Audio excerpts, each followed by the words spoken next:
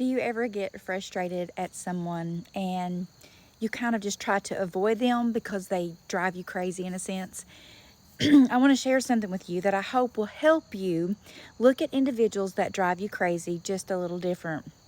The Lord gave me this a while back, and I'm going to be using it in multiple ways in the future, but I want to share with you this morning something. If you saw me in the grocery store and you saw me reaching and looking up and doing things like this, trying to get something off the top shelf that I was unable to reach, would you be aggravated at me? Would you be angry at me?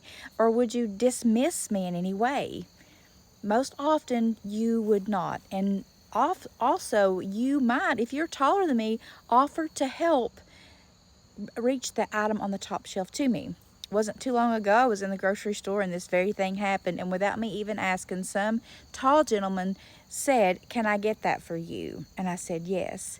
The problem is that we have expectations for people that we assume that they think they should meet. We set people up for failure all the time because we think they should behave a certain way. Several years ago, I worked with a young man who I couldn't understand. I tried every way in the world to comprehend or understand his behavior. It was until our group did an emotional intelligence quiz. And on this quiz, the top score was a 10. And when this gentleman shared his scores, there was nothing above a 4. And my heart busted because in my mind, I was expecting him to be at the level that I was. And don't we so often do that to so many people?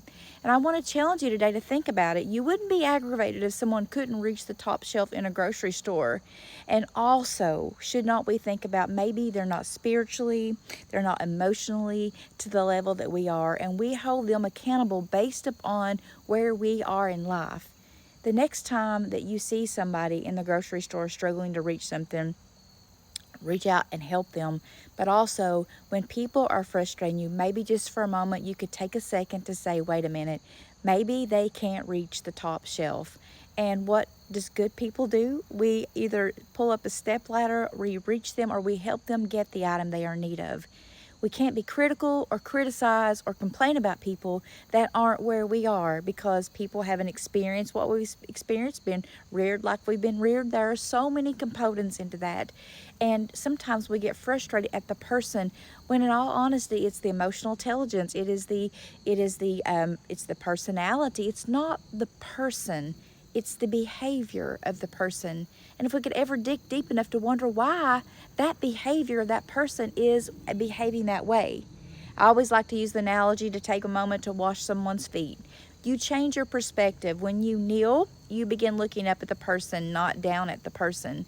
And it's so important to think about changing our perspective.